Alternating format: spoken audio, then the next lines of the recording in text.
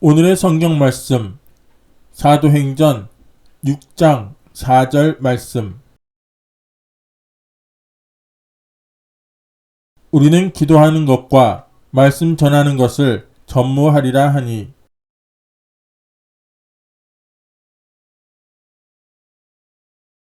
왜 기도해야 하나? 이 제목으로 여러분과 함께 은혜를 나누고자 합니다. 철저한 공산주의자나 홀수무신론자가 아닌 이상 사람들은 일평생을 살면서 자기 마음속으로나 혹은 소리를 내어서 외치면서라도 기도 한 번 안 하고 지나가는 사람은 없습니다. 왜 그러냐면 기도는 인간에게는 본능적인 것이며 선천적인 것입니다. 어떠한 사람도 인생의 고비길에 어려움에 처하게 되면 반드시 부르짖어 기도하게 됩니다. 물론 그 기도가 응답을 다 받는다는 보장은 없습니다. 우리가 구원받고 예수를 구주로 모시고 하나님의 성령으로 말미암아 하는 기도는 응답받지만은 그 이외의 기도는 응답을 받지 않습니다. 그러나 사람은 기도하도록 만들어진 것입니다. 왜 우리 예수 믿는 사람들이 그렇게 기도해야 되는가? 사람들은 그런 질문합니다. 저는 이번 오스트라리아 성회에도 계속해서 기도하라고 강조를 했습니다. 저 자신도 할 수만 있으면 하루에 3시간 이상 기도하려고 무척 애를 쓰고 집회에 나가면은 한 5시간을 하루에 기도하려고 몸부림을 칩니다. 왜 그렇게 기도해야만 합니까? 그 첫째 이유는 기도를 통하지 않고는 회개를 할 수가 없고 회개하지 아니하고는 천국이 임할 수가 없기 때문인 것입니다. 예수님께서 오셔서 처음 외친 말씀이 회개하라! 천국이 가까웠다고 말씀하는 것입니다. 천국을 아무리 주님께서 가지고 오신다고 하더라도 회개하지 아니하면 천국의 역사를 나타낼 수가 없습니다. 예수님께서 고향 땅 나사렛에 가셔서 회당에 들어가 복음 선언을 하시고 하나님의 크시는 총을 나타내려고 했는데 그 베들레헴에 예수님이 태어나신 이후로 예루살렘에서 주님께서 늘 목회하셨지만은 처음 하신 것은 주님께서 바로 나사렛에 와서 복음 선언을 하신 것입니다. 그런데 이 나사렛 사람들은 예수 그리스도를 잘 아는 거로 그리스도를 오히려 비난하고 질투하고 시기하고 예수님을 벼랑에 밀어서 떨어뜨려 죽이려고 하셨습니다. 회개는커녕 오히려 그리스도를 반역했습니다. 그러므로 성경은 말씀하기를 예수께서는 이 나사렛에서 아무런 기적도 행할 수가 없었다고 말한 것입니다. 그러나 주님께서 거기에서 얼마 떨어지지 않은 가브나움 동리에 가셨을 때는 그곳에는 사람들이 그리스도를 대환영을 하고 그리스도의 말씀에 귀를 기울이고 통의하고 자부했기 때문에 기사와 이적이 나타나고 귀신이 쫓겨나가고 병자가 낫고 하나님의 역사가 넘치게 나타나서 천국이 그들 가운데 임할 수가 있는 것입니다. 오늘날 또 한 가지입니다. 여러분, 예수님께서 아무리 천국을 가지고 여러분과 내 가운데 와서 우리에게 천국을 체험하고 천국을 나타내려고 하더라도 회개하지 아니하면 주님께서 역사할 수가 없습니다. 이러므로 믿지 않는 자도 회개해야 되고 믿는 자도 주님 앞에 절실히 회개해야 되는데 회개도 여러분 사람의 힘으로 안 됩니다. 기도해야 성령이 도와주셔야 회개할 수 있는 것입니다. 마치 캄캄한 밤에 방 안에 들어갔는데 전선이 다 있지만은 스위치를 올리지 아니하면 전등불이 들어오지 않는 것과 같은 것입니다. 하나님 성령이 우리와 항상 같이 계시지만은 그러나 우리가 기도할 때 우리가 기도의 스위치를 올리면 하나님의 성령의 불이 우리 마음속에 밝아지기 시작하는 것입니다. 그러면 우리가 하나님을 거역한 죄나 불신앙 죄나 또 스스로 윤리와 도덕적으로 억울한 죄들이 밝게 드러나므로 통리하고 자복할 수가 있습니다. 예수님의 보혈로 우리의 심신을 씻어낼 때 비로소 주님께서 우리 마음속에 들어와서 안주할 수 있으며 천국의 역사를 베풉니다. 용서의 역사를, 성령 충만의 역사를, 또한 귀신을 쫓아내고 병을 고치는 역사를, 저주에서 해방을 시켜주고 축복을 주는 역사를, 그리스도의 재림과 영광에 참여하는 찬란한 희망으로 채우는 역사를 베풀어 주실 수가 있는 것입니다. 여러분과 나도 회개하고 그러고 기도할 때 우리를 통하여 이 천국의 오중복음과 삼박자 축복의 능력과 역사가 우리를 통하여 우리의 이웃과 환경으로 넘쳐나갈 수가 있는 것입니다. 그러므로 기도는 바로 우리를 회개시키고 천국을 받아들이고 천국이 우리를 통해서 넘쳐나게 하는 가장 근원적인 요소이기 때문에 우리는 기도해야만 하는 것입니다. 둘째로 우리가 기도해야 되는 것은 기도로서 하나님께 감사의 제사를 드릴 수가 있는 것입니다. 성경은 말씀하기를 감사로 제사를 드리는 자가 나를 영화롭게 하나니 그 행위를 옳게 하는 자에게 하나님의 구원으로 보이리라고 말씀하셨습니다.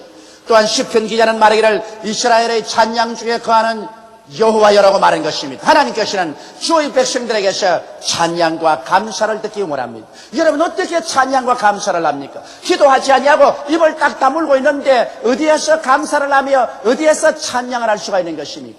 그러므로 우리는 입을 열어서 하나님 앞에 기도로서 감사하고 찬양해야 되는 것입니다. 주님께서 우리에게 기도를 가르쳐 주실 때 제일 먼저 말씀한 것이 하늘에 계신 우리 아버지 이름을 거룩히 여김을 받으시오매라고 말하고 계신 것입니다. 먼저 하나님의 성물을 찬미하고 감사를 드리면서 기도를 하라는 것입니다. 저는 언제나 주기도문의 순서를 따라서 기도를 합니다. 그런데 저는 기도할 때 제일 처음 하는 것이 하나님께 감사의 기도입니다. 하나님 예수의 보혈을 주셔서 감사합니다. 그리스도에 흘리신 그 보배로운 피 때문에 내 죄가 다 용서함 받고 하나님과 화목이 되어서 담대하게 하나님께 나갈 수 있으니 감사합니다.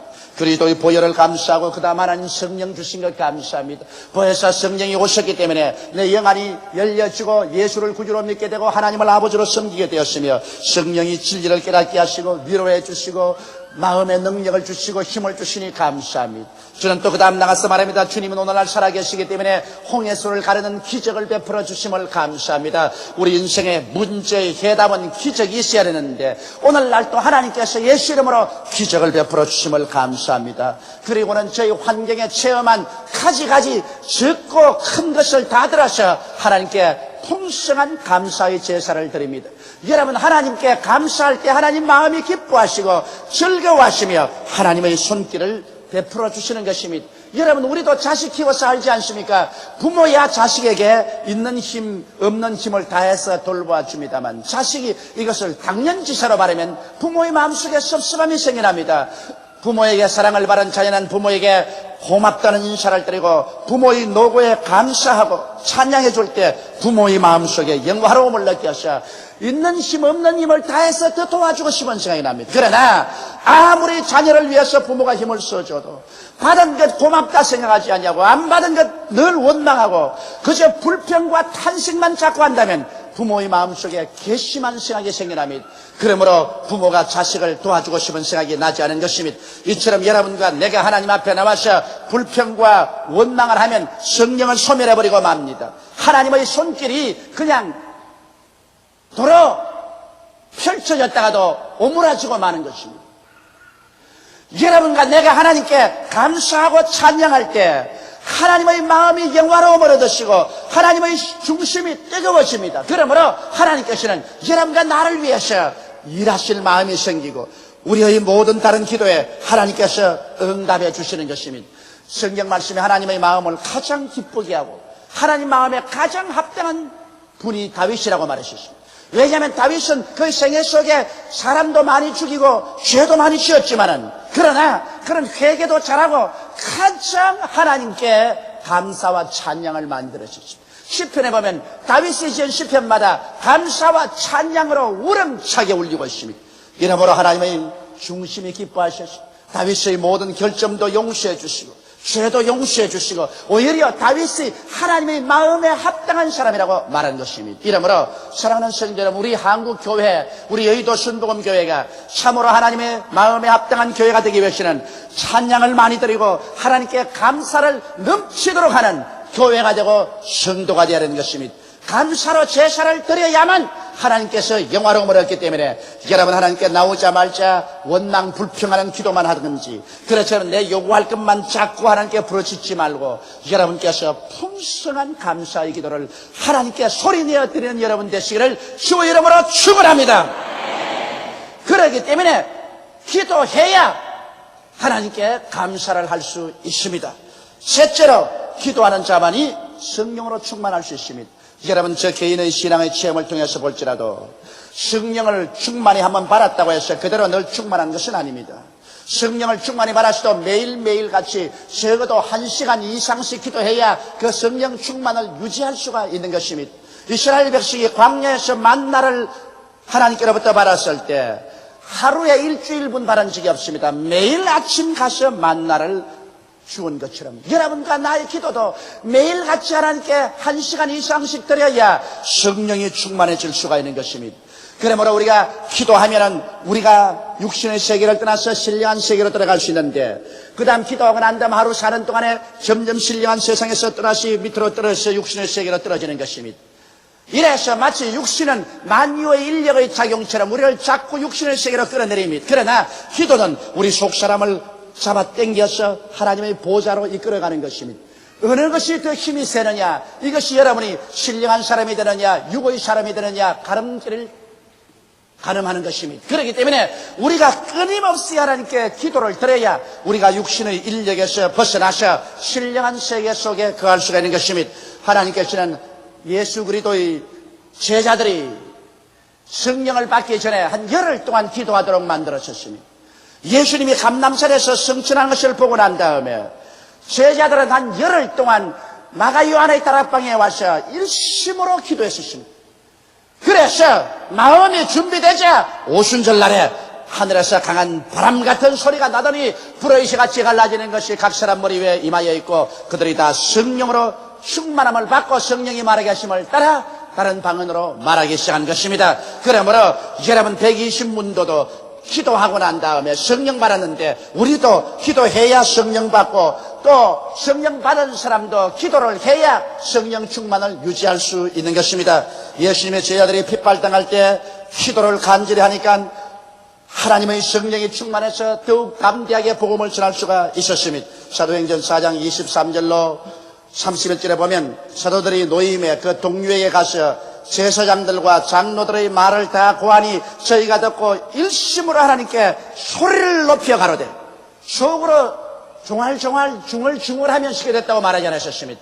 소리를 높여 가로되 대주제여 천지와 바다와 그 가운데 만유를 지으시니요 또 주의 종 우리 조상 다윗의 입을 잇다가서 성령으로 말씀하시기를 어찌하여 열방이 분노하며 족속들이 허사를 경영하였는고, 세상의 군왕들이 나시며 관원들이 함께 모여 주와 그 그리스도를 대적하도다 하신 이로소이다. 과연 헤롯과 본디오 빌라도는 이방인과 이스라엘 백성과 합동하여 하나님의 기름 부으신 거룩한 종 예수를 거스려 하나님의 권능과 뜻대로 이루려고 예정하신 그것을 행하려고 이 성에 모였나이다.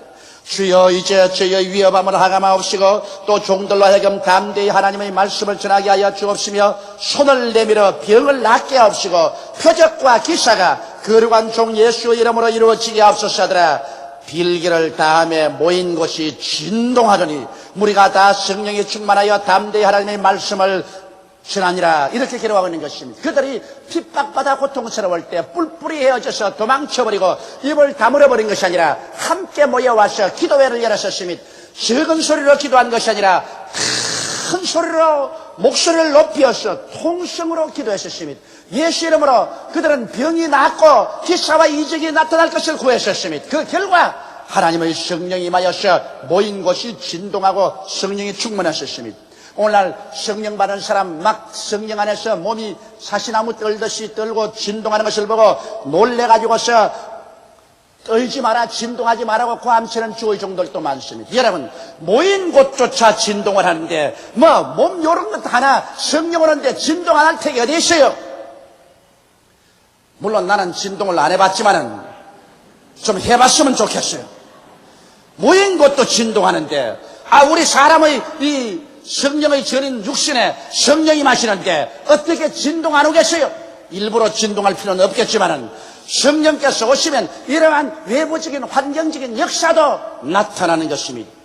그래서 그들이 기도할 때 성령으로 충만함을 받은 것입니다. 이렇기 때문에 우리 한국교회가 진실로 온 아시아 태평양 지구에 그리스도의 복음을 전가하는 선교지 교회가 되려면 우리 한국교회는 지금보다 더 많이 기도해야만 되는 것입니다.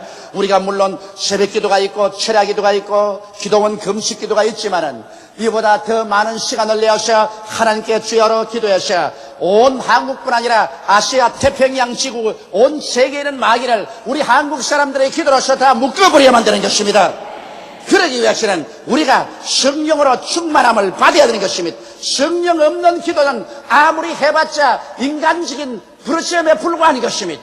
우리가 성령을 충만히 받기 위해서 낮이나 밤이나 하나님께 부르짖어 기도해서 성령 충만한 가운데서 우리가 복음도 전하고 기도도 해야만 하는 것입니다. 그러므로 기도하지 않은 사람이 성령 충만한다는 것은 있을 수가 없습니다. 성경만 읽고 신앙만 공부하면 머릿속에 지식은 많을지 몰라도 마음은 얼음장처럼 차고 마는 것입니다.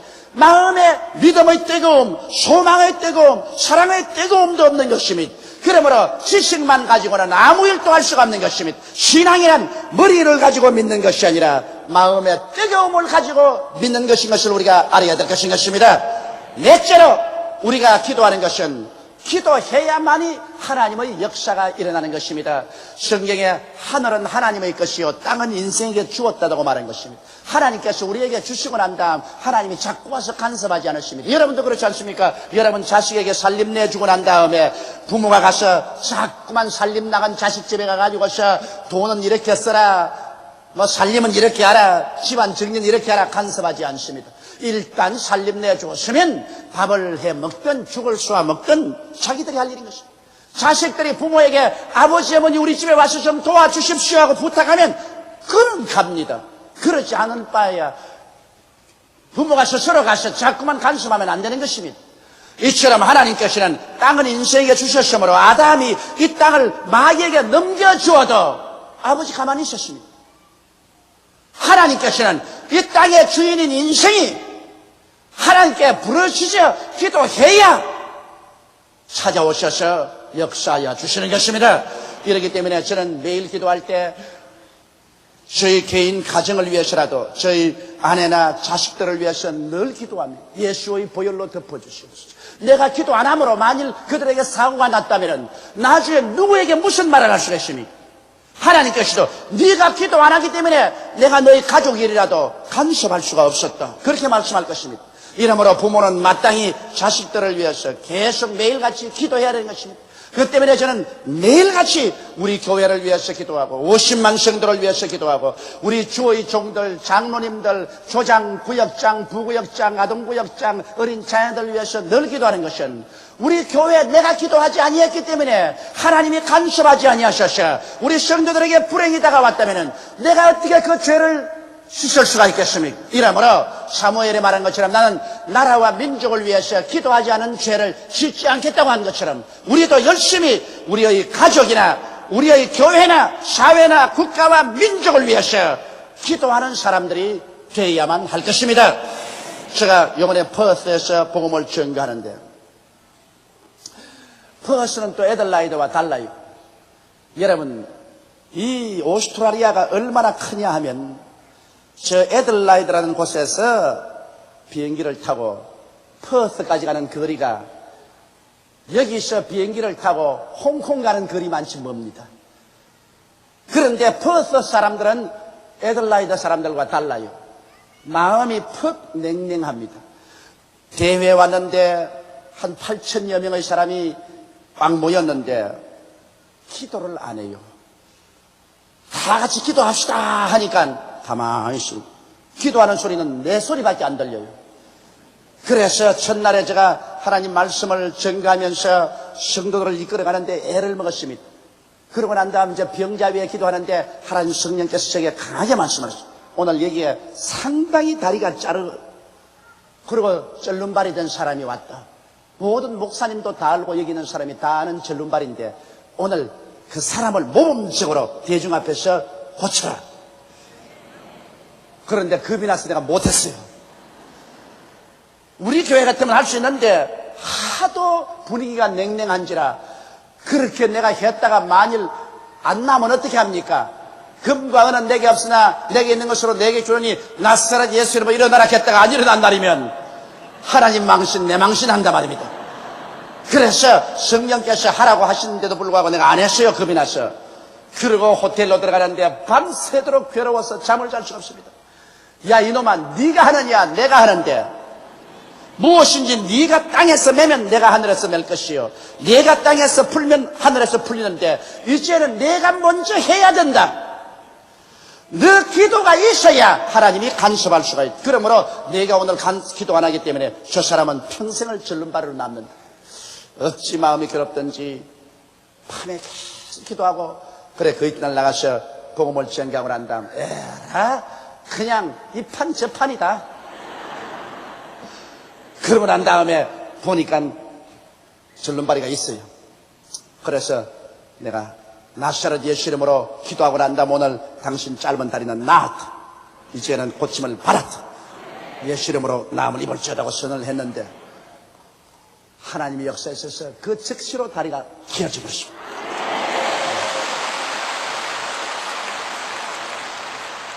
아주 일대 센세이션이 일어났습니다. 목사님들하고 교인들이 야단 법석이었습니다. 거기에서 절실히 느꼈습니다. 하하, 우리가 기도해야 하나님이 역사하시는구나. 기도 안 하면 하나님이 간섭하지 아니하시고 기도하면 하나님이 간섭하시는구나. 진실로 이 말씀이 옳도다. 무엇인지 너희가 땅에서 매면 하늘에서 매일 것이요, 땅에서 풀면 하늘에서 풀리리라. 여러분과 내가 기도로서 매고 풀어야 거기에 따라서 하늘이 움직인다는 것입니다. 즉 하나님께서는 여러분과 나의 기도의 매고 풀을 통해서 하나님이 역사하신다는 것입니다. 이러므로 여러분과 나의 기도가 얼마나 중요하고 여러분과 내가 얼마나 책임이 크다는 것을 통감하게 느끼지 아니할 수 없는 것입니다. 다섯째로, 여러분, 기도는 국가와 민족의 역사를 변화시키기 때문에 기도해야 되는 것입니다. 디모데전서 2장 1절로 2절에 보면, 그러므로 내가 첫째로 권하노니 모든 사람을 위하여 간구와 기도와 도구와 감사를 하되 임금들과 높은 지위에 있는 모든 사람을 위하여 하라. 이는 우리가 모든 경건과 단정한 중에 고요하고 평안한 생활을 하려 함이라. 여기에 바울 선생이 편지를 쓸 때 그 당시에 임금이란 로마의 시자입니다.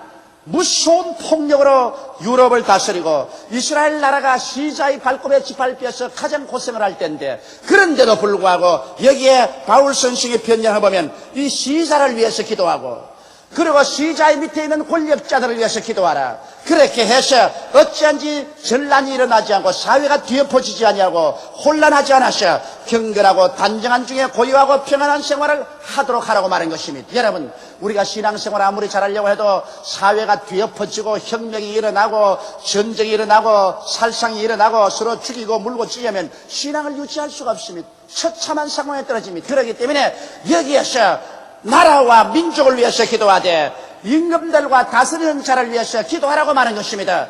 여러분, 우리가 버스를 타고 가는데 버스에 가득 타는데 운전사가 한도를 잡고 갑니다. 그런데 뒤에서 운전사 보고 잘한다 못한다 자꾸 욕을 하고 가서 뒷머리를 쥐어박고 엉덩이를 발길로 차고, 그렇게 하면 운전수가 딱 끝까지 내 아무리 운전해봤자 이 사람들이 고막결핵이나 털어버리라 하면 말이죠.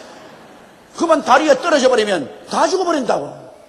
운전대를 잡고 있는 이상은 뒤에서 자꾸 좋게 말해줘야 된다고. 운전 잘한다. 우리 운전자에게 격려해주자. 위로해주자. 그래서 코카콜라 하나 갖다 주고 빵이라도 갖다 주면서 격려해줘야 돼. 그래야 올바르게 운전을 하지. 이러므로 여러분, 대통령이나 권력 있는 자들이 나라를 맡아 있는 운전기사들인 것입니다. 이 나라의 핸들을 한번 잘못 돌려버리면 온 나라가 정치, 경제, 군사적으로 소용돌이 속에 빠지면 국민 전체가 고통을 당합니다. 그렇기 때문에 일단 국민들이 권력자를 선정해서 대통령이나 높은 자리에 앉혀놓았으면 뒤에서 우리가 열심히 기도해서 올바르게 나라를 이끌어 가도록 해야만 되는 것입니다. 그렇게 해야 우리 국민 전체가 평안하게 살 수가 있습니다. 바로 이것을 바울 선생이 여기에 강조한 것입니다. 내가 반드시 그 대통령하고 동의하는 것은 아닙니다. 그 권력자를 내가 좋아하는 것은 아닙니다. 그러나 그분이 한도를 잡고 있는 이상은 기도를 해야 나와 우리 가족과 우리 생명이 평안해질 수가 있는 것입니다. 기도해야 하나님께서 직접 간섭하셔서 지혜를 주시고 총명을 주시고 능력을 주어서 잘못 길로 가지 않게 하고 올바르게 나라를 다스리도록 이끌어주는 것입니다. 하나님께서는 오늘날도 여러분과 나의 기도를 통해서 우리 환경에 관여하십니다. 이렇기 때문에 우리 나라를 위해서 기도하고 우리 나라를 다스리는 사람들을 위해서 기도해야 될 것이요, 또한 하나님께서 역사하여 주셔서 우리로 하여금 공산주의 침략에서 벗어날 수 있도록 늘 기도해야 되는 것입니다. 그럴 때 하나님의 손길이 나타나서 적군도 막아주시고 나라도 잘되게 이끌어주시는 것입니다. 그렇기 때문에 제가 여러분에게 우리 정치가들을 위해서 항상 기도하는 것은, 여러분 불평 원망 많으지 말고 기도할 때 저들에게 하나님이 지혜와 총명을 주시고 능력을 주셔서 이 민족을 잘 이끌어 나가도록 해주시는 것입니다. 이러므로 기도는 회개와 찬양을 하게 하며 성령이 충만하여 권세와 권능을 나타내게 하며, 기도할 때 주께서 인생에 간섭하시고 인류의 역사와 운명, 한 나라의 역사와 운명을 좌우하게 되는 것입니다. 이러므로 우리는 자나 깨나 모두 다 열심으로 기도하게 되시기를 주님 이름으로 축원합니다. 다 같이 오겠으며 기도드리겠습니다. 전능하신 하나님 아버지, 남녀노유 빈부 귀천할 것 없이 지식이 있는 자나 없는 자나 우리는 기도할 수 있음을 감사하옵나이다. 우리 아버지, 우리가 예수 그리스도 이름으로 하나님께 부르짖어 기도할 때 하나님은 듣겠다고 말씀하셨습니다.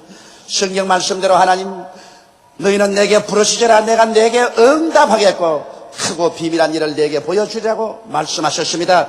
내가 없는 것은 구하지 아니하리라고 말씀하셨사오며, 무엇인지 내 이름으로 내게 구하면 내가 시행하리니 이는 아버지로 하여금 아들을 인하여 영광을 얻으시게 하리 함이라고 말씀하셨습니다. 우리 아버지, 그러므로 항상 우리 기도하는 성도들이 되게 도와주시옵소서. 기도를 통하여 하나님의 능력으로 운명을 해결하게 도와주시옵소서. 문제를 해결하도록 도와주시옵소서.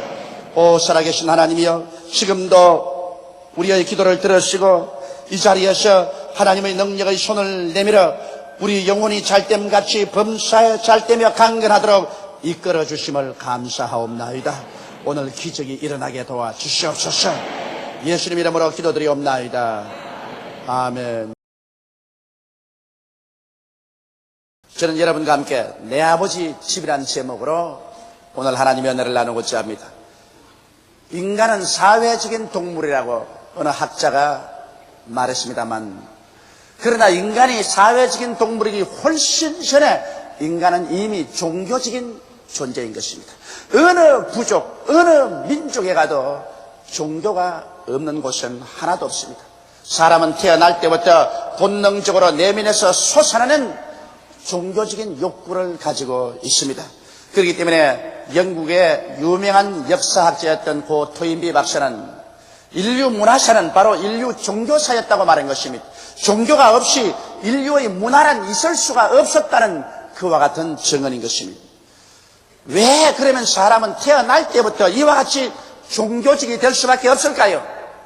그 이유는 하나님께서 아담과 하와를 지었었을 때 하나님의 형상과 모양대로 지었었습니다. 사람을 흙으로 빚으시고 그 속에 하나님의 생기를 불어넣어 주셔서 생명이 되었으므로 아담과 하와는 육신의 모든 요구를 가진 동물적인 한 인간의 존재임과 동시에 그 속에는 하나님의 형상과 모양을 닮은 영혼이 들어있습니다. 그러므로 영적인 모든 욕구도 다 가지고 있는 것입니다. 우리의 육신의 요구가 수다한 것처럼 영적인 요구도 강렬한 것을 가지고 있습니다. 그 영적인 요구가 바로 다른 것이 아닌 하나님을 찾는 그 마음과 영원을 사모하는 끊임없는 열정인 것입니다. 이렇기 때문에 이와 같은 하나님을 찾는 마음과 영원을 사모하는 열정이 각 종족과 민족 가운데서 여러 가지 형태의 종교로 나타난 것입니다. 여러분 알다시피 소련은 볼셰비키 혁명 이후로 끊임없이 국가의 총력을 동원해서 무신론을 가르치고 종교적인 탄압과 압박을 가했지만은, 그러나 오늘날 소련의 종교가 사라졌습니까? 기독교는 소련 사회에서 그 어느 때보다도 볼셰비키 혁명이 일어나기 전보다도 더 뜨겁게 지하수처럼 사람들의 가슴 속에 흘러내리고 있는 것입니다. 이러므로 하나님을 찾는 그 마음, 영원을 사모하는 인간의 생내적인 그 욕구, 이것은 인간의 힘으로 절대로 누를 수도 없고 제거할 수도 없는 것입니다. 그러나 수많은 사람들이 참 하나님을 찾지 못하고 미혹되어서 잘못된 길로 걸어가고 있으면, 그래서 하나님께서 여러분과 나를 절망의 죽음에서 건져내기 위해서 그 아들 예수 그리스도를 보내신 것입니다. 사람의 육신은 70이요 80이면 다 흙으로 돌아갑니다. 그러나 그 속에 있는 사람의 영혼은 영원히 천국에 살든지 그렇처럼 지옥에 떨어져서 영원히 불타든지 둘 중에 하나를 선택해야 됩니다. 하나님께서는 한 사람도 멸망받기를 원치 않으셔서 그 아들 예수님을 이 땅에 보내셔서 우리에게 하늘나라에 대한 가장 깊은 비밀을 알려주신 것입니다. 오늘 읽은 이 성경 말씀은 바로 예수께서 천국에 대한 비밀을 우리에게 알려주는 말씀인 것입니다. 너희는 그 마음에 근심하지 말라. 하나님을 믿으니 또 나를 믿어라. 내 아버지 집에 있을 곳이 많도다. 그렇지 않으면 너희에게 일렀으리라. 내가 너희를 위하여 처소를 예비하러 가노니 가서 처소를 예비하면 다시 와서 나 있는 곳에 너희도 함께 있게 하리라. 내가 가는 길을 너희가 알리라. 도마가 가로되 주여 주께서 어디로 가시는지 우리가 알지 못하겠거늘 어찌 그 길을 알겠사옵나이까. 예수께서 가라시되 진실로 진실로 내가 내게 이르노니 내가 곧 길이요 진리요 생명이니 나로 말미암지 않고는 아버지께로 올 자가 없나니라. 이 말씀을 통해서 주님께서는 우리에게 위대한 저 건너편 세계의 비밀을 보여주신 것입니다. 첫째로 예수님께서는 우리에게 그할 곳에 대한 것을 말씀해 주셨습니다. 여러분, 인간에게 가장 큰 근심과 절대적인 관심사는 바로 그할 것을 얻는 것입니다. 사람은 태어날 때부터 몸둘 곳을 얻어야만 되는 것입니다. 오늘날에는 가장 무서운 것이 몸둘 곳이 없다는 것입니다. 벌써 태아로부터 시작해서 어머니 뱃속에서조차도 몸둘 곳이 없습니다. 인간의 죄악이 관영해서 어머니 뱃속에 있는 태아조차도 낙태라는 흉악한 도구를 통해서 그를 죽입니다. 그렇기 때문에 어머니 뱃속에 있는 태아조차도 몸둘 곳을 찾지 못합니다. 세상에 태어나 봐야 살한 줄 알지 언제 그 부모의 죄악으로 말미암아 낙태를 당할지 모릅니다. 낙태란 흉악한 살인죄인 것입니다. 그러나 오늘날 과학이라는 이름을 가지고 인간의 편리라는 이름으로 수많은 태어나지도 않은 생명을 낙태해서 처참하게 도륙해서 죽이고 있는 것입니다. 사람들은 이 세상에 태어나도 좀처럼 몸둘 곳을 발견할 수가 없습니다. 수많은 사람들이 이 세상에 태어나자 어린애기로부터 시작해서 버림받아 고아원에 가는 사람도 많습니다. 여러분과 나도 매일같이 투쟁하는 것은 우리 몸둘 것을 얻기 위한 것입니다. 어릴 때는 배울 것을 채서 몸부림을 칩니다. 국민학교, 중학교, 맹렬한 경쟁으로 고등학교에 배울 것을 차지해야 되고 그 다음에는 대학 경쟁은 목숨을 건 전쟁 같습니다. 자식들과 부모들이 함께 머리를 싸매고 대학에 배울 것을 얻으려고 애를 쓰고 그리고 대학을 졸업하고 난 다음에는 이제는 일할 곳을 또 찾아서 무서운 경쟁을 해야 되는 것입니다. 마음에 맞는 일할 곳을 찾으려고 몸부림을 치고 그러고 난 다음에도 또 전쟁과 전쟁 소문이 끊임없이 나서 우리는 이 땅에 살 곳을 확보하려고 몸부림을 치야만 되는 것입니다. 우리들은 이와 같은 그할 곳이 얻지 못할까 염려하고 몸둘 곳, 배울 곳, 일할 곳, 살아갈 나라를 잃어버릴까 심히 두려워합니다. 그래서 얻지 못할까 두려워하고 얻은 사람은 빼앗길까 유지하지 못할까 두려워하고 그리고 또 빼앗겨버린 사람은 다시 얻지 못할까 절망해서 얻게 되는 것입니다. 이 세상에 인간에게 가장 근원적인 관심과 두려움은 있을 곳을 찾지 못한 것입니다. 사람이 자기의 있을 곳을 잃어버리면 버림받아야 되는 것입니다.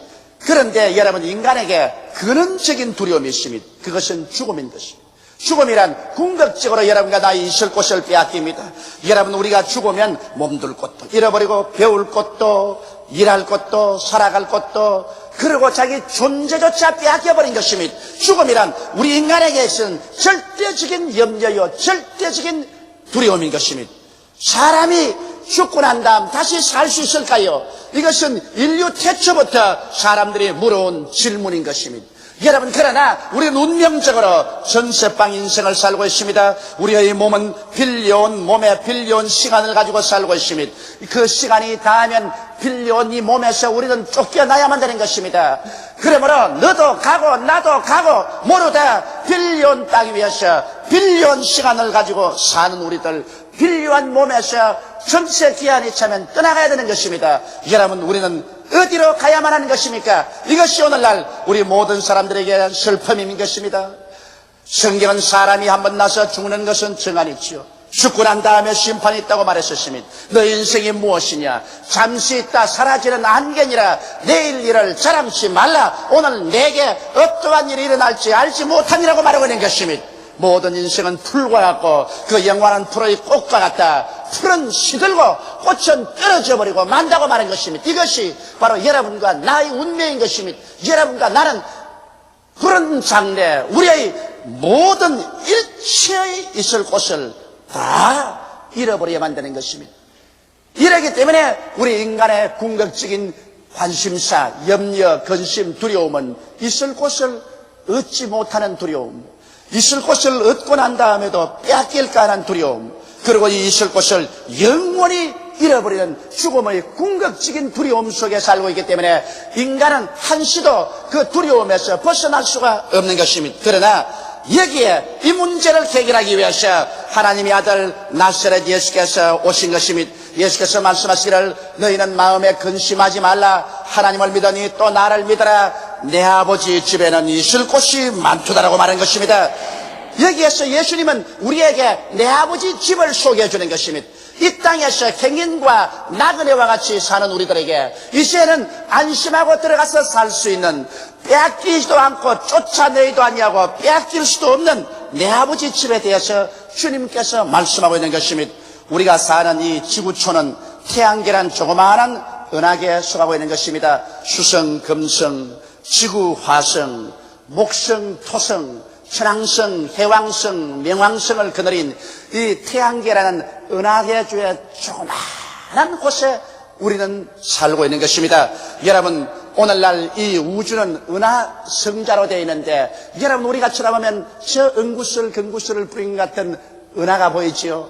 그 은하가 하나의 은하수가 아닙니다. 거대한 별의 집단인 것입니다. 그 한 은하성자에 별이 몇 개나 있느냐? 지구보다 다 큰 별들이 2,000억 개가 있는 것입니다. 한 은하성자에 별이 2,000억 개가 있는데 이 은하성자가 이 우주에는 오늘날 천문학자의 발표해 보면 얼마나 많은가? 1,000억 개가 있는 것입니다. 그러니 여러분, 생각하면 머리가 빠개질 것 같습니다. 2,000억 개씩 모여진 은하성자, 이것이 또한 1,000억 개가 이 우주에 있는데, 그럼 우주가 얼마나 크냐? 우주의 이곳에서 이곳까지 달려가는데 빛이 400만 광년을 달려가야 됩니다. 여러분, 빛은 1초 동안에 지구를 7바퀴 반을 돕니다. 이 지구가 이 빛이 1년 동안 죽도록 달려가는 거리를 1광년이라고 합니다. 그런데 이 빛이 400억 년을 달려가야 우주의 이곳에서 이곳으로 갑니다. 그러니 여러분, 우리 하나님이 얼마나 큽니까? 우리 하나님이 얼마나 광대합니까? 얼마나 우리 하나님이 위대하십니까? 좌우간 이 우주 가운데서 하나님을 바라보면 아유, 하나님이 크셔라. 이 하나님이 어떻게 나 같은 요 먼지만한 인생을 관심을 가지고 계실까? 그래서 시편 기자는 하늘을 쳐다보고 말하기를 하나님이여, 인생이 무엇이간데 주께서 저를 관념하시나이까? 그런 소리 외쳤었습니다. 그렇게 위대한 하나님, 이 하나님께서 이 위대한 우주를 지어 놓으셨습니다. 그런데 오늘날 여러분, 천문학자들은 말하기를 현재의 우주를 만든 원천적인 세계가 이 우주 밖에 있다고 말하고 있는 것입니다. 이 우주는 그대로 생긴 것이 아니라 이 우주를 만든 원천적인 세계는 바로 우주 밖에 있다고 말하고 있는 것입니다. 바로 이것이 과학이 발달되면 과학과 성경이 일치한다는 것입니다. 바로 그것이 우리 주 예수께서 말씀하는 내 아버지 집인 것입니다. 왜냐하면 성경에 하나님께서 태초에 천지를 창조하셨다고 말한 것입니다. 그러므로 창조하신 하나님은 이 우주에 계시지 아니하시고 우주 밖에 계십니다. 그러므로 천문학자들은 이것을 원천적인 세계라고 부르고 예수님께서는 이것이 내 아버지 집이라고 말하고 있는 것입니다. 여러분, 그러므로 우리 성경에 보면 이 우주 밖에 나가서 원천적인 세계, 내 아버지 집에 갔다 온 사람들이 흔히 많습니다. 오늘날 사람들은 로켓들을 타고 한 밖으로 나가보려고 하지만 어림도 없습니다. 햇빛의 속도로 가더라도 400억 수억 년을 달려가야 우주 밖으로 나갈 똥말똥한데 로켓들을 타고 어디를 간다 말인 것입니까? 그러나 우리가 성령 바람을 타면 눈 깜박할 사이에 400억 광년을 지나서 내 아버지 집으로 갈 수가 있는 것입니다. 이것이 바로 하나님의 성령의 능력인 것입니다. 성령은 시간과 공간을 초월해서 순식간에 그곳에 갈 수 있게 하는 것입니다. 우리는 성경에 보면 이 우주의 밖으로 나간 사람에 대한 기사가 많이 기록되어 있는 것입니다. 에녹은 하나님과 함께 300년 동안 동행하다가 하루 하나님께서 에녹아 가자. 그러고는 성령의 술에 태워서 일시에 아버지의 집으로 데려가 버리고 말한 것입니다. 엘리야와 엘리사의 이야기는 더욱 감동적입니다. 이스라엘의 위대한 선지자 엘리야는 그 제자 엘리사와 그 제자의 무리들이 보는 앞에서 갑자기 하늘에서 불말과 불수레가 나타나더니 함께 걸어가는 엘리야와 엘리사가 분리되고 엘리야가 하나님의 능력으로 그 불수레 타고서 하늘로 질풍같이 올라가자 밑에 남은 엘리사가 말했습니다. 내 아버지여, 내 아버지여, 이스라엘의 군대여, 마병이여. 그러자 불수는 사라지고 엘리야가 벗어서 던져버린 그 돛이 흐느적 하늘에서 내려왔었습니다. 엘리사는 그것을 바라서 즉시로 입고 난 다음에 그 다음 곧자락으로 요단강에 와서 요단물을 치면서 엘리사는 어디에 나이가고 외칠 때 물이 이리저리 갈라졌습니다. 그래서 엘리사는 엘리야보다도 2배의 기적을 행한 것입니다. 엘리야는 바로 여러분 성령이 보내신 불수레 불말을 타고 400억 광년이나 거리가 된 이 지구를 우주를 가로질러서 내 아버지 집으로 들어간 사람인 것입니다. 또한 여러분 예수님은 감람산에서 500여 명이 보는 앞에서 내 아버지 집으로 올라가셨습니다. 부활한 지 40일 만에 제자들을 감람산에 모아놓으시고 난 다음 최후의 명령을 하시고 주님께서 손을 들어 축복하시고 난 다음에 주께서 그들 앞에서 올라가셨습니다. 순식간에 구름이 그 발을 가리우자마자 그는 눈 깜박할 사이에 400억 광년의 이 거리를 달려서 내 아버지 집으로 올라가신 것입니다. 여러분 성경에는 거기에서 올라갔다 내려와서 보고한 사람이 있습니다. 사도 바울인 것입니다. 고린도후서 12장에 보면 사도 바울은 말하기를 내가 몸 안에 있었는지 몸 밖에 있었는지 도무지 알 수가 없었다고 말했었습니다. 그러나 그는 몸 안에 있었는지 몸 밖에 있었는지 모를 정도로 현실적으로 확실하게 셋째 하늘에 올라갔는데 그 장엄한 광경을 보고 도저히 인간의 말로서는 설명을 할 수가 없고 그때 바라본 그 비밀을 하나님께서 허락지 아니하므로 인간의 말로서 설명할 수가 없다는 말을 그는 기록해 놓은 것입니다. 여러분 사도 요한도 밤모섬에 유배했을 때 내 아버지 집에 올라가서 그 영광을 보고 와서 요한계시록을 기록했던 것입니다. 여러분 사람들은 생각하기를 아마 천국은 환상적인 세계일 것이다. 안개가 낀 뽀얀 세계가 아닐까 그런 생각을 하는 사람들도 있는 것입니다. 그러나 천국은 단지 환상적인 세계가 아닌 실제적인 곳으로 그곳에 하나님의 보좌가 있고 천사들이 있고 장로들이 앉아있고 물이 흐르고 나무들이 나고 거기에 열매들이 맺고 잎사귀가 무성한 곳입니다. 그러므로 그 속에는 길도 황금으로 만든 실제적인 길이 있고 성곽이 있고 성문이 있는 곳이로서 진실로 참으로 실제적으로 있는 곳입니다. 막연한 곳이 아닙니다. 여러분 사람의 몸이 있으면 햇빛이 비치면 그림자가 지는 것처럼 오늘날 여러분과 내가 사는 이 우주 안에서 이 지구의 삶이란 천국의 그림자에 불과한 것입니다. 본체는 바로 이 우주 밖에 근원적인 세계인 내 아버지 집이 바로 본체인 것입니다. 그곳에 올라가면 여러분과 내가 모두 다 변화를 받습니다. 우리는 아련한 안개 같은 것이 아닙니다. 이 추한 몸이 영화로운 몸을 입을 것입니다. 이 약한 몸이 강한 몸을 입을 것입니다. 이 죽은 몸이 영원히 살 몸을 입을 것입니다. 이 육의 몸이 신령한 몸으로 변화되어서 그곳에 올라가서 우리는 영원히 삽니다. 해도 달도 별도 필요 없는 것은 삼위일체 하나님이 찬란하게 빛이 있는 것입니다. 그곳에는 산도 있습니다. 물도 있습니다. 새들이 노래합니다. 꽃들이 핍니다. 그곳에는 우리가 걸어다니면서 찬미하고 노래할 수가 있는 것입니다. 여러분, 천국은 실제적인 것이요, 하나의 인간의 상상력에서 지어난 환상과 망상적인 세계는 아닌 것입니다.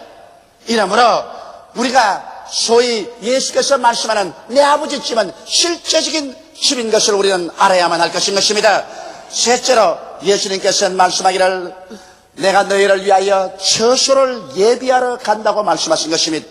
여러분, 예수님께서 여러분과 나를 위해서 구속사업을 완성하시고 난 다음에 우리에게 천국 이민을 시키는 것입니다.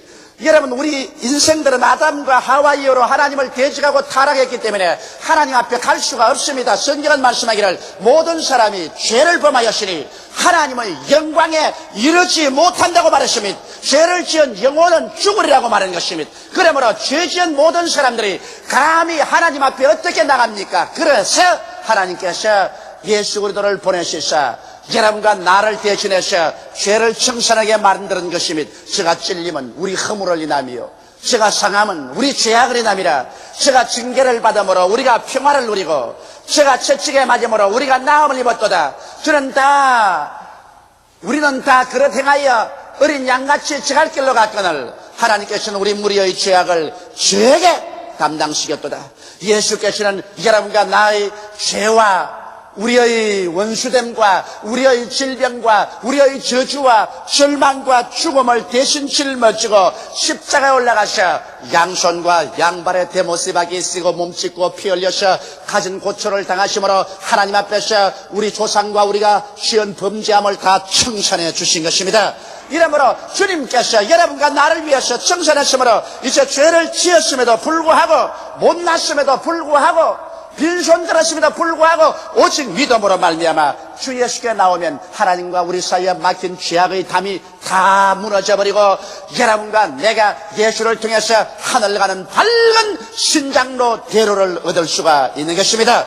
그렇기 때문에 예수께서 내가 곧 길이요 진리요 생명이니 나로 말미암지 않고는 아버지께로 올 자가 없다고 말씀한 이유가 그게 있는 것입니다. 예수를 통해서 이제 2000년 전부터 사람들이 이민을 갑니다. 예수님께서 내가 너희를 위하여 처소를 예비하러 간다고 말하셨습니다. 예수님이 처음 가셨을 때는 천당에 집이 뜨문뜨문 있었을 것입니다. 왜? 이 지상에서 너무 많이 이민을 안 갔기 때문에 천당에도 집이 뜨문뜨문 있었습니다.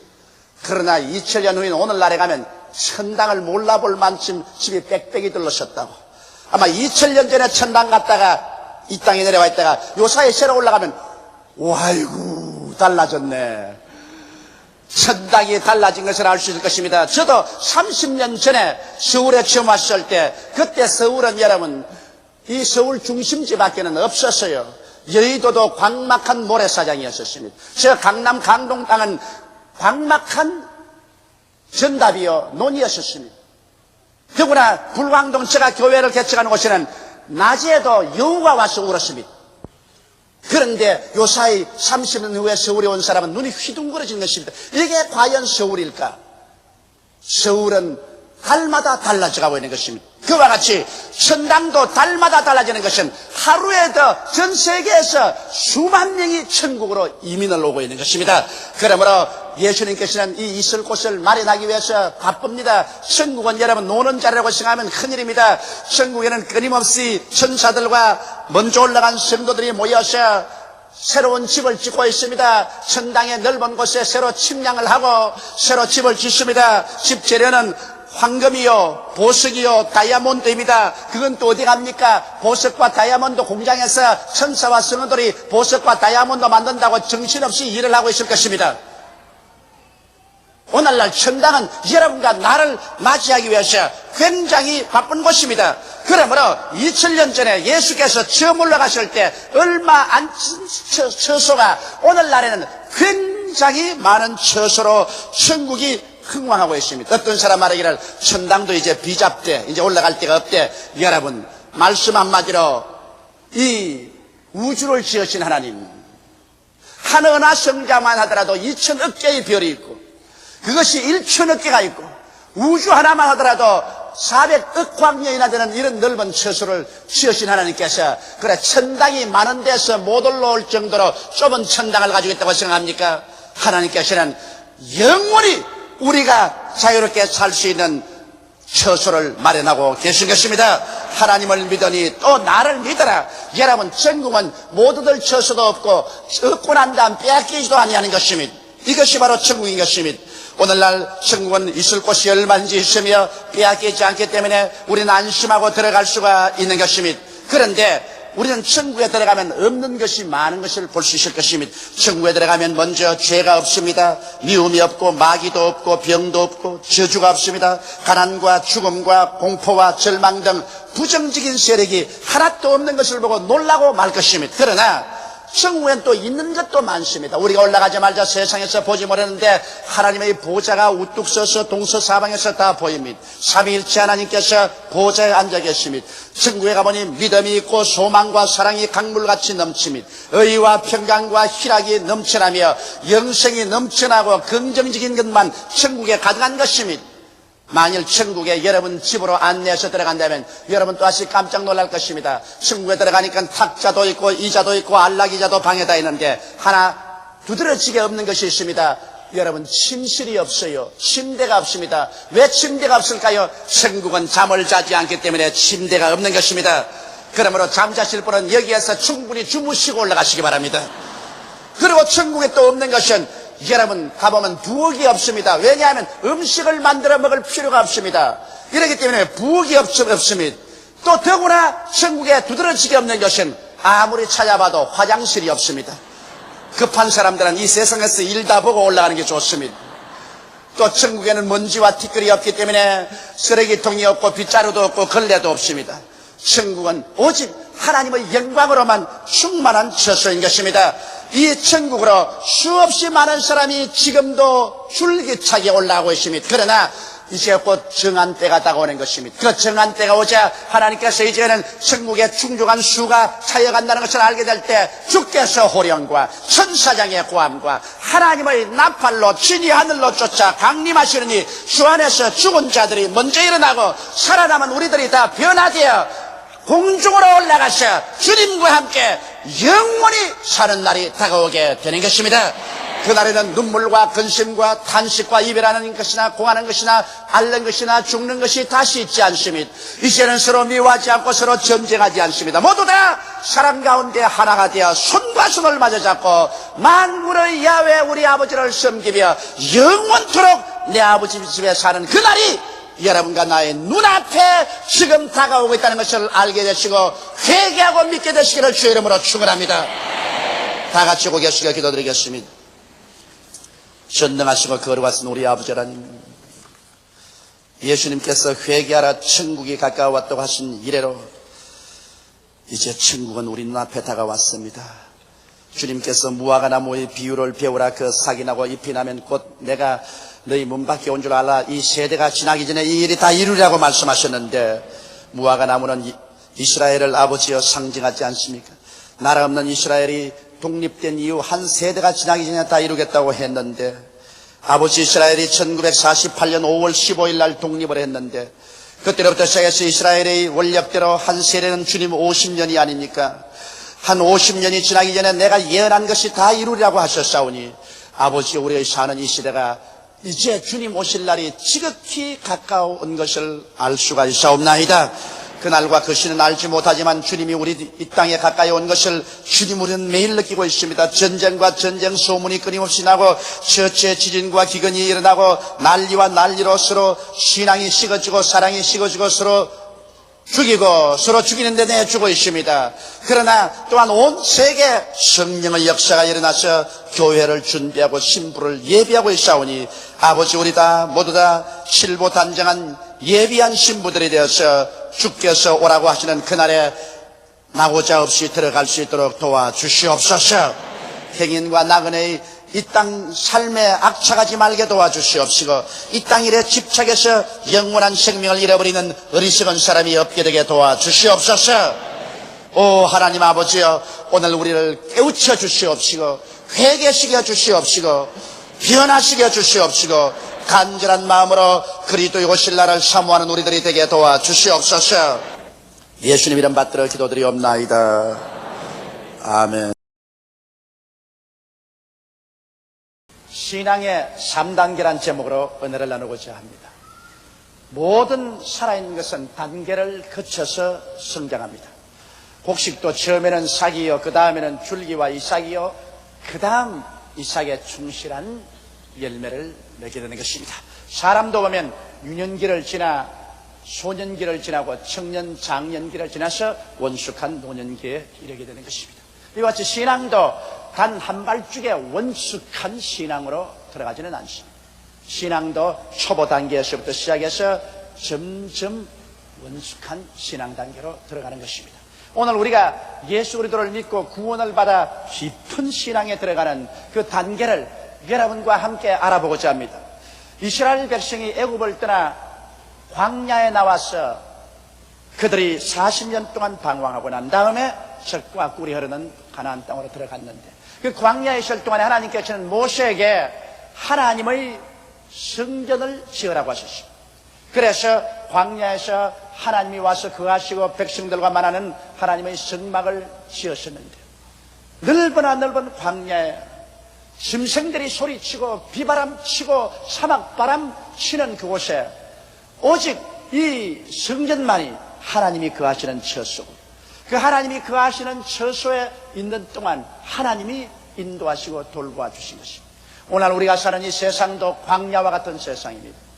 어느 곳에 가나 몰인정하고 슬프고 고통스러운 것이 꽉 들어차 있습니다. 이 세상에는 아무도 우리를 적극적으로 도와줄 수 있는 사람도 힘도 없습니다. 그러나 하나님의 집에 들어오면 하나님께서는 당신의 식구들, 당신의 백성들을 책임지고 돌보아 주시는 것입니다. 그러므로 오늘 하나님의 집에 들어와서 우리 성장하는 세 단계를 알아보고자 하는 것입니다. 첫째 단계로서는 광야에서 방황하는 사람이 하나님의 집을 찾아 이리저리 헤매다가 하나님의 집을 찾게 된 것입니다. 저기에 성막이 있습니다. 그래서 성막에 와서 성막의 문에 득 들었으니 제일 먼저 만나는 것이 뭐냐면 놋제란입니다. 놋으로서 만든 제란인데 제란에는 네 뿔이 있습니다. 그런데 그 제단을 지나가려니까 제사장이 막습니다. 그냥은 못 지나갑니다. 반드시 희생의 제물을 드려야 하나님의 성전뜰로 들어갈 수 있습니다. 그럽니다. 희생의 제물을 무엇으로 드립니까? 옛날에 이스라엘 백성들은 하나님 앞에 나오려면 반드시 놋제단을 통해야 되는데, 이 놋제단 앞에서는 자기의 죄를 청산해야 됩니다. 그래서 양이나 염소를 가지고 와서 그 머리 위에 손을 얹고 자기의 모든 죄를 다 고백을 하면 그 죄가 양이나 염소에게 다 책임 전가되어서 제사장은 그 죄인이 보는 앞에서 칼을 들어 양이나 염소를 죽입니다. 이것은 죄의 값은 사망이라는 것을 보여주는 것입니다. 죄를 지은 사람은 죽어야 되는 것입니다. 양이나 염소가 대신 죽으면 콸콸 쏘이는 피를 양푼에 발라서 놋제란 네 뿔에 바르고 그 주위에 쏟고 그 몸은 제란에 얹어서 불로서 태워 사릅니다. 죄인이 그것을 보게 될 때 자기의 죄가 양이나 염소가 대신 짊어지고 피를 흘려 죽음으로 말미암아 속죄해 죽었다는 것을 알 수가 있는 것입니다. 바로 이것은 무엇을 표시하는 것입니까? 우리 모든 인류의 죄악을 우리 주 예수 그리스도께서 오셔서 갈보리산 십자가 제란 위에 올라가셔 우리를 대신하여 우리의 죄를 짊어지고 몸을 찢고 피를 흘려서 죽으심으로 말미암아 우리의 인류의 죄악을 청산한 것을 보여주는 것입니다. 어떠한 사람도 하나님의 집에 들어올 때 바로 이 갈보리 십자가 제단을 통하지 않고는 하나님의 집에 절대로 못 들어옵니다.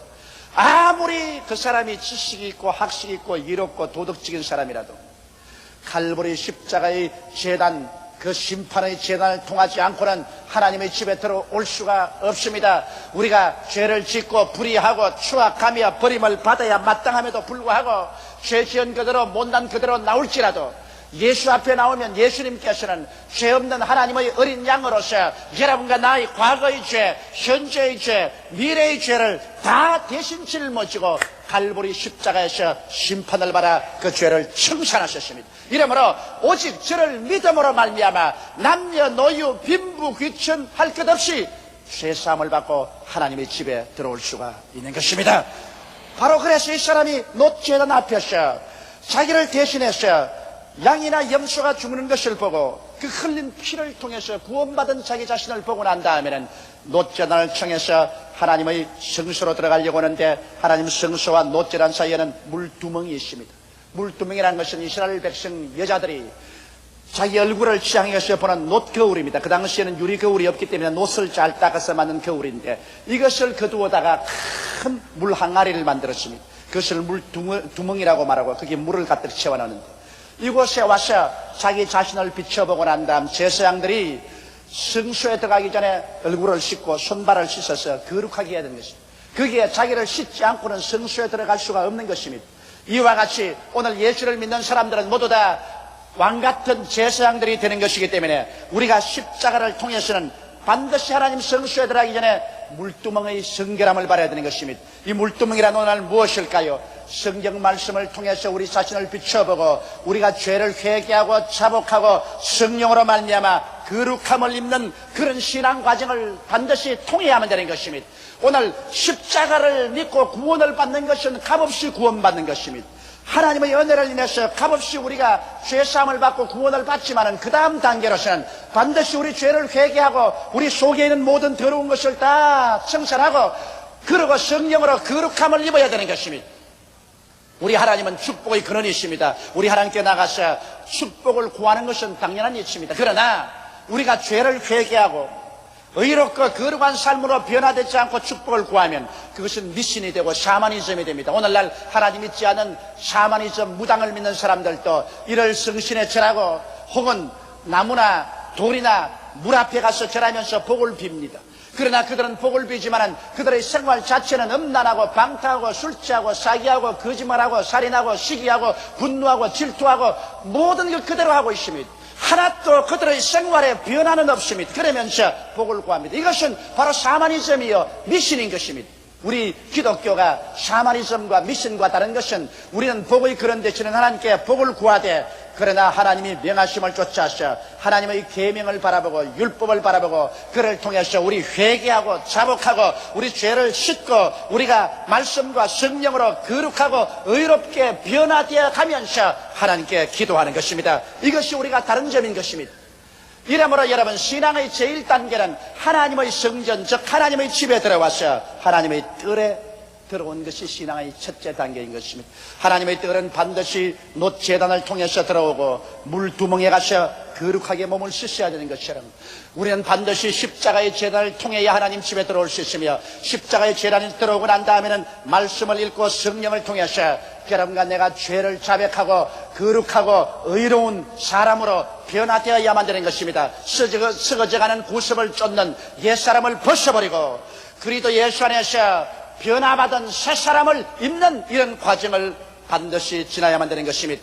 이런 과정을 지나는 것이 바로 성전 뜰에 와서 있는 과정인 것입니다. 수많은 사람들이 성전 뜰에 와서 더 이상 신앙이 발전하지 않습니다. 수많은 교회와 수많은 목사님들이 예수 그리스도를 믿고 십자가에서 죄사함 받고 그 다음에는 말씀과 성령으로 거룩함을 받으라 이 이상도 설교하지 않은 교회나 목사님들도 많이 계십니다. 그래서 수많은 성도들이 성전 뜰에만 웅크리고 앉아 있는 것입니다. 물론 성전 뜰에 들어와도 이미 하나님의 집에 들어왔었습니다.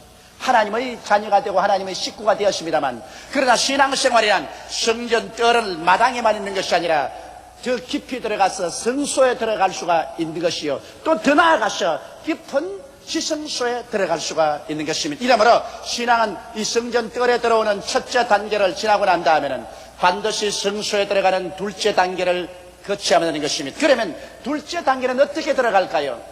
성소는 여러분 가죽으로 이렇게 지어놓은 집입니다. 그러므로 성소 안에는 햇빛도 달빛도 별빛도 비추지 않습니다. 사람이 만든 인조의 등불도 들고 갈 수가 없습니다. 성전 뜰에는 낮에는 태양이 비치고 밤에는 달과 별빛이 비추지만은 성소 안에 들어가는 것은 아무 자연의 빛도 인조의 빛도 들어갈 수 없습니다. 성소 안에 들어가면 당장 왼쪽에 금으로 만든 촛대가 있습니다. 금으로 만든 7가지가 난 촛대가 있는데 그 촛대에 올리브유를 담아서 거기에 불을 붙여서 성소 안은 7 금촉대가 비추이는 그 불빛만 환하게 비치는 것입니다. 일곱 금촉대는 바로 예수 그리스도를 상징하는 것입니다. 예수 그리스도를 통해서 넘쳐나오는 성령의 기름, 성령의 기름의 불꽃이 성소를 비치는 것입니다. 여러분께서 이제 성소에 들어가려면 반드시 예수 그리스도를 믿는 여러분 속에 하나님의 성령의 기름 부으심이 와서 성령의 계시의 불빛을 받아야 성소에 들어갈 수 있는 것입니다. 여러분, 성령의 불꽃이 들어오지 않고는 절대로 성소에 들어갈 수 없습니다. 성소가 어둡고 캄캄합니다. 오직 일곱 금촉대에서 비쳐나오는 불빛만이 성소를 비칩니다. 거기에는 햇빛도 못 들어옵니다. 달빛도 별빛도 못 들어옵니다. 인간의 전등불도 가려 들어오면 안 되는 것입니다. 우리가 하나님의 성소에 들어갈 때는 인간의 지혜의 빛이나 지식이나 인간의 과학적인 그러한 빛을 가지고 들어오면 안 됩니다. 오직 하나님의 성소는 성령을 받아서 성령의 계시를 받을 때 하나님의 성소 속에 들어올 수 있는 것입니다. 이러므로 신앙의 둘째 단계는 여러분 성령 충만을 받아야 들어갈 수 있는 단계인 것입니다. 신앙의 첫째 단계는 믿음의 단계로서 성령의 감동을 받아 거듭나는 단계지만은 이제 성령의 둘째 단계인 성소에 들어가는 단계는 일곱 금촉대를 받아들여서 성령 충만해야 되는 것입니다. 그래서 성령이 여러분에게 충만하면 성령이 여러분에게 하늘나라의 진리의 세계를 계시하여 주시는 것입니다. 이 하나님의 진리의 세계인 성경, 우리 주 예수 그리스도의 성령에 대한 것은 세상의 어떠한 학문적인 빛으로는 깨달을 수가 없는 것입니다. 오늘 많은 학자들과 주의 종들과 성도들이 성령을 받지 아니하고 인간의 지혜나 지식이나 과학이나 고고학이나 심리학이나 철학이나 이러한 학문을 가지고 성경을 깨닫고 예수를 알려고 하다가 낭패와 실망을 당하여 현대주의 신신학자들이 되고 하나님의 기적을 다 부인해버리는 비참한 단계에 떨어지고 마는 것입니다. 그러므로 성소에 들어가서 하나님의 깊은 진리를 아는 것은 계시를 받지 않고는 알 수가 없습니다. 계시의 빛만이 허락되어 있는 것입니다. 성소에는 다른 빛을 들어오면 안 되는 것입니다.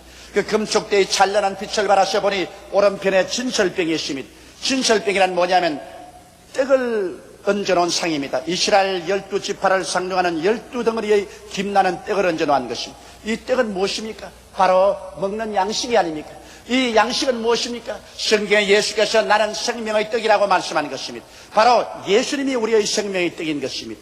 이 예수님을 알기 위해서는 성령의 불빛을 받아야 알 수 있지, 성령의 그 불빛을 받지 않고서 세상의 불빛으로서는 예수님을 알 수가 없습니다. 우리가 성령을 받고 난 다음에 성령 충만하여 예수를 바라보게 될 때 예수님의 대속의 연총을 우리의 마음속에 줄기차게 깨달아 알 수가 있습니다. 예수님께서 십자가에서 우리 죄를 대속한 진리를 알 수 있고, 예수님의 십자가의 고통을 통하여 하나님과 우리 사이에 화목이 되고 하나님의 성령이 우리에게 임하신 것을 깨달을 수 있습니다. 예수님의 십자가 고난 통하여 마귀의 권세를 깨뜨리고 우리의 마음과 몸의 모든 질병을 다 청산한 것을 알 수 있습니다. 예수님의 십자가에서 우리의 저주와 가난과 낭패와 실망을 모두 다 제거해버린 것을 알 수가 있습니다. 우리는 예수 그리스도의 십자가를 통하여 예수께서 사망과 음부를 철폐하시고 부활하사 영원한 천국을 우리에게 주셨으며 주께서 재림하심으로 우리들을 눈물과 근심과 탄식과 이별하는 것이나 고가는 것이나 앓는 것이나 죽는 것이 없는 영원한 천국으로 데려갈 약속을 알 수가 있는 것입니다. 이러므로 성령의 비침을 통해서 우리가 예수님을 바라보게 될 때 예수 그리스도를 통해서 우리는 새로운 세계를 발견할 수 있습니다. 예수를 믿음으로 말미암아 영혼이 잘됨같이 범사에 잘되며 강건한 세계가 있는 것을 알게 됩니다. 예수 안에서 의와 평강과 희락을 얻을 수 있는 것을 알 수 있게 되는 것입니다. 그러므로 여러분, 성령을 받고 성소에 들어와서 예수님을 깨닫게 되면 진리를 알게 되고, 진리를 알게 되면 마음에 소망차게 되고, 소망차게 되면 그 다음에는 하나님께 감사와 찬송을 돌리게 되는 것입니다. 바로 성소 정면에는 여기에 향단이 있어서 24시간 향을 피워서 하나님께 올립니다. 이것은 성도가 하나님께 감사와 찬송을 드리는 것입니다. 성령을 받고 난 다음에 그리스도의 떡을 먹고 거기에서 여러분과 내가 오중복음과 삼박자 축복의 은혜를 받고 난 다음에 마음에 소망이 넘쳐나자 하나님께 부르짖어 향기가 하늘로 올라가듯이 감사를 드리고 찬양을 드리고 기도를 쉬지 않고 하게 되는 것입니다. 우리는 항상 기뻐하라, 쉬지 말고 기도하라, 범사에 감사라는 하나님의 말씀을 알고 있습니다. 이것은 오직 성령 받고 예수 그리스도를 올바르게 믿어서 마음속에 소망찬 사람만이 항상 기뻐하고 쉬지 말고 기도하며 범사에 감사할 수 있게 되는 것입니다. 그렇게 해서 우리가 쉬지 않고 기도하는 단계, 이와 같은 단계가 바로 진리의 단계인 것입니다. 성전들의 처음 단계는 믿음의 단계지만 성소에 들어온 그 단계는 이제 진리의 단계입니다. 진리의 단계에서는 소망이 넘치는 것입니다. 그러나 그곳에만 머물러 있으시면 안 됩니다. 왜냐하면 지성소와 성소 사이에는 커튼이 내려 있습니다. 이 휘장이 내려 있는데 이 휘장이 언제 찢어지냐면 예수께서 십자가에 못 박여서 내가 다 이루었다 외칠 때 예루살렘 성전의 성소의 휘장이 쫙 찢어진 것입니다. 예수 그리스도의 육체가 찢어짐으로 이 지성소와 성소 사이의 휘장을 찢어놓은 것입니다. 이제는 옛날에는 오직 제사장이 1년에 한 번씩 이스라엘의 죄를 용서하기 위해서 피를 가지고 들어가서 그 지성소에 들어가서 시온소에 뿌렸는데 이제는 예수 그리스도의 십자가 죽으심으로 말미암아 그 휘장이 찢어져서 성소에 들어온 사람이 모두 다 지성소에 들어갈 수 있습니다. 지성소에 들어가는 단계가 신앙의 제3째 단계인 것입니다. 여러분 지성소에 들어가기 위해서는 이제 지성소는 사랑의 처소요 생명의 처소입니다. 지성소는 사랑이 넘쳐나고 그곳에는 모든 것이 살아납니다. 생명이 넘쳐납니다. 그곳에는 하나님이 계신 곳입니다. 지성소에는 어떻게 들어갑니까? 찢어진 휘장을 통해야 들어가는 것입니다. 찢어진 휘장이라는 것은 여러분과 나의 자아가 찢어지고 깨어져야 된다는 것입니다.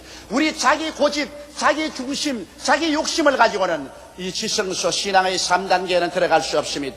여러분과 내 자아가 깨어지고 자기 중심이 깨어지고 오직 살든지 죽든지 흥하든지 망하든지 성하든지 쇠하든지 예수 중심으로서는 그런 신앙에 들어서야 지성소에 들어갈 수가 있는 것입니다.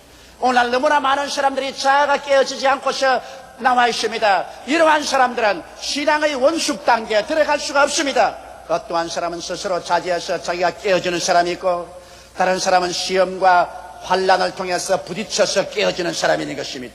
여하간 자기가 깨어져서 예수 중심으로 서게 될 때 그리고 사랑의 생활 중심으로 서게 될 때 지성소로 들어갈 수 있는 것입니다. 여러분 지성소에 척 들어가면은 그것에 법궤라는 것이 있습니다. 아카시아 나무로 만들어가지고서 금을 입힌 이 강단과 같은 것인데 양쪽에는 그룹 천사가 날개를 펴고서 이렇게 서 있는 모습입니다.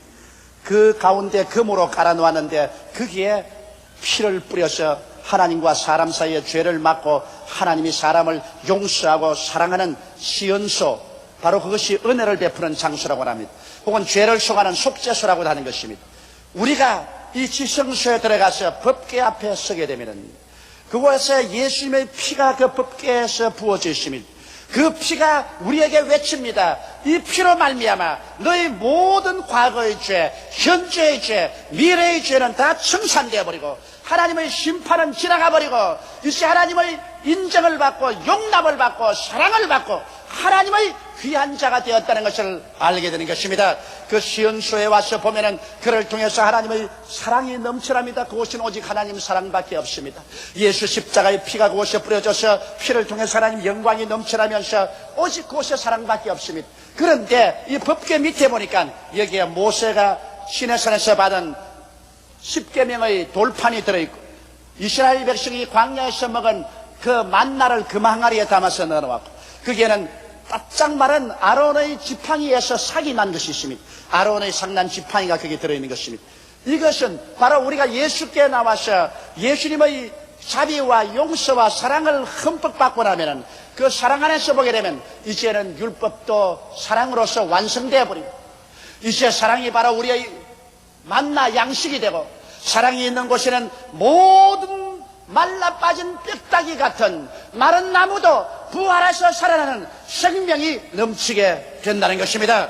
이러므로 하나님 앞에 나와서 그 자비를 넣고 사랑을 마음에 받아서 내 마음을 다하고 뜻을 다하고 정성을 다하고 목숨을 다하여 주 하나님을 사랑하고 내 이웃을 내 몸같이 사랑하는 이 사랑의 삶 속에 들어오게 되면 그 사랑 삶 속에 모든 율법이 완성되고 사랑이 바로 법이요 법이 완성되고 그 사랑이 바로 우리 생명의 양식이 되어서 구속함이 없게 되고 그 사랑 속에 모든 것이 살아납니다. 사랑이 있으면 개인 마음이 기쁩니다. 성경에는 주의 사랑 비칠 때 기쁨 오네 염려 근심 물러가고 기쁨 온다고 말했습니다. 사랑이 있는 곳에는 기쁨이 넘칩니다. 그래서 사랑이 있는 가정에는 부부 간의 애정, 부모 자식 간의 사랑이 있으면 그 가정이 살아납니다. 사회 단체 서로 사랑하면 그 사랑으로 말미암아 부흥의 역사가 일어나는 것입니다. 마른 막대기 같은 곳에도 생기가 부어주는 것입니다. 여러분, 오늘날 우리 조국과 민족이 살 수 있는 길은 예수 앞에 나와서 죄를 회개하고 하나님의 사랑을 받아들여서 하나님을 사랑하고 이웃을 내 몸같이 사랑하는 사랑의 역사가 일어날 때 이 민족이 마른 막대기 같을지라도 하나님의 축복으로 부활의 생명으로 가득 차게 되는 것입니다. 이 민족에 필요한 것은 사랑의 운동인 것입니다. 여러분의 마음속에 사랑의 운동, 여러분의 가정에 사랑의 운동, 우리의 사회에 사랑의 운동이라 되는데, 이 사랑은 인간으로서 지어먹어서 만들 수는 없습니다. 이 사랑은 내가 하나님 앞에 나와서 죄를 회개하고 예수를 구주로 모실 때 그 십자가의 보배로운 피로 말미암아 하나님의 사랑이 우리 마음속에 부어지는 것입니다. 그러므로 하나님의 사랑을 받아 이제는 사랑을 하기 위해서 살게 될 때 여러분은 신앙의 완숙 단계에 들어서게 되는 것입니다. 사랑 없으면 아무 필요도 없습니다. 여러분, 고랫등 같은 집을 지어놓고 살아도 그 가정에 사랑이 없으면 시베리아 불판입니다. 여러분이 아무리 지혜와 명예와 권세를 얻고 있다 하더라도 마음속에 사랑이 없으면 삭막한 벌판입니다. 우리가 아무리 문명을 발전시켜서 사회를 개발하고 잘 사는 사회를 만들어다 할지라도 사랑이 식어지면 그 사회는 바로 죽은 공동묘지와 같은 것입니다. 그렇기 때문에 성경은 말하기를 믿음, 소망, 사랑 이 세 가지는 항상 있을 것인데 이 중에 사랑이 제일이라고 말하셨습니다. 바울 선생은 말하기를 우리가 사람의 방언과 천사의 말을 할지라도 사랑이 없으면 소리난 구리와 울리는 괭가리가 되고, 우리가 예언하는 능력에서 모든 비밀과 모든 지식을 알고 또 산을 옮길 만한 믿음이 있을지라도 사랑이 없으면 내가 아무것도 아니요, 내게 있는 것으로 다 구제하고 내 몸을 불사른 데 내줄지라도 사랑이 없으면 내가 아무 것도 아니라고 말하셨습니다. 여러분, 그러므로 이 세상에서 가장 신앙의 완성은 사랑입니다. 왜냐하면 성경에 하나님은 사랑이라고 말하셨습니다. 사랑이 있는 곳에는 하나님이 계시고 하나님이 계신 곳에는 사랑이 있습니다. 아무리 종교적으로 의식적으로 열심을 다한다고 하더라도, 철회를 하고 금식을 하고 한다 하더라도 사랑이 없으면 하나님은 계시지 않습니다. 하나님은 바로 사랑 가운데 계신 것입니다. 사랑할 때 하나님이 나타나시고 사랑이 있는 곳이 하나님이 역사하시는 것입니다. 사랑이 있는 곳에는 하나님께 부르짖으면 응답하고 하나님의 기사와 이적이 일어나게 되는 것입니다. 그렇게 해서 시성소에 자아가 깨어져서 하나님의 사랑을 받아들일 때 여러분과 나의 신앙은 완전하게 되는 것입니다. 하나님이 세상을 이처럼 사랑하사 독생자를 주셨지요. 예수님이 우리를 이처럼 사랑하사 몸 깨어지고 피를 흘려 주셨습니다. 그러므로 사랑이 있는 곳에는 하나님 아버지가 계시고 사랑이 있는 곳에는 독생자 예수님이 계시고 사랑이 있는 곳에 하나님의 성령이 계신 것입니다. 온통 하나님이 계신 곳에 들어가서 살 수 있는 것이 시성소인 것입니다. 여러분, 우리가 모두 다 이 신앙의 3단계 속에 들어갈 수가 있습니다. 이 하나님의 성전 밖은 광야입니다. 거기에는 사나운 짐승이 울고 비바람 치고 폭풍우가 부는 광야입니다. 사람들은 그 광야에서 방황하고 있습니다. 그 광야에는 아무도 책임지지 않습니다. 아무도 돌봐주지 않습니다. 그러나 일단 여러분, 성소에 와서 이 노제단을 통해서 죄를 청산하고 들어와서 자기 몸을 거룩하게 하면 적어도 하나님의 집 뜰에는 들어온 것입니다.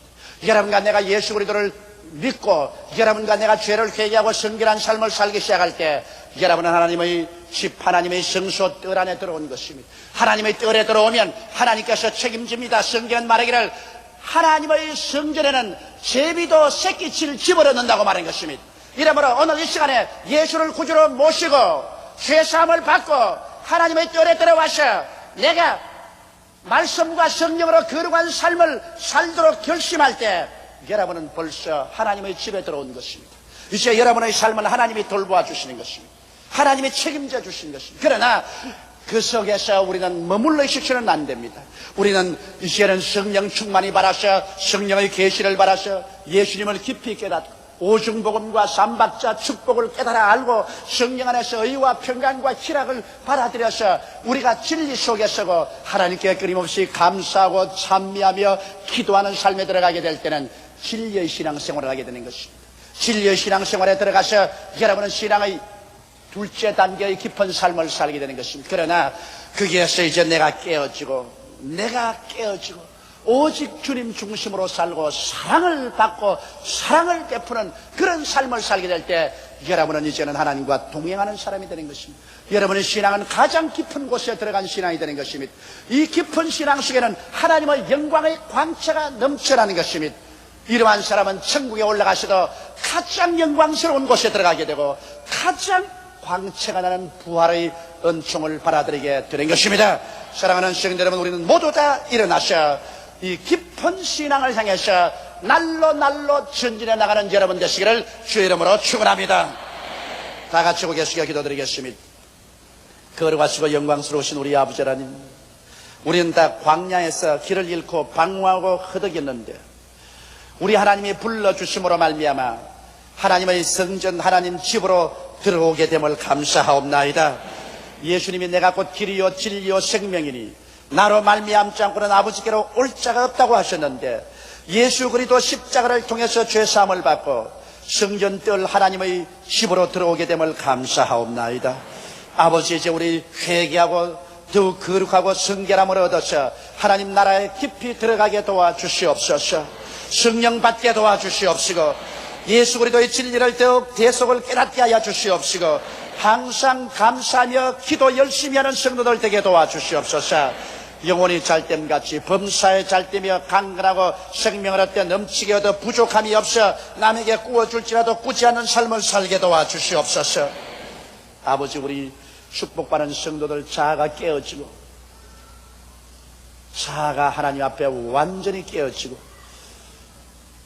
하나님의 재단에 나아가서 하나님의 사랑과 자비를 받아 사랑과 자비를 베푸는 우리들이 되게 도와주시옵소서. 사랑 안에서 율법이 완성되고 사랑이 우리 생명의 양식이 되고 사랑이 우리에게 부활이 되는 것을 알게 되게 도와주시옵소서. 사랑 없으면 종국적으로 아무것도 아니고 유익도 없고 무의미하다는 것을 알게 되게 도와주시옵소서. 예수 안에서 사랑을 받고 사랑하는 우리들이 되게 도와주시옵소서. 우리 주 예수 이름으로 기도드리옵나이다. 아멘.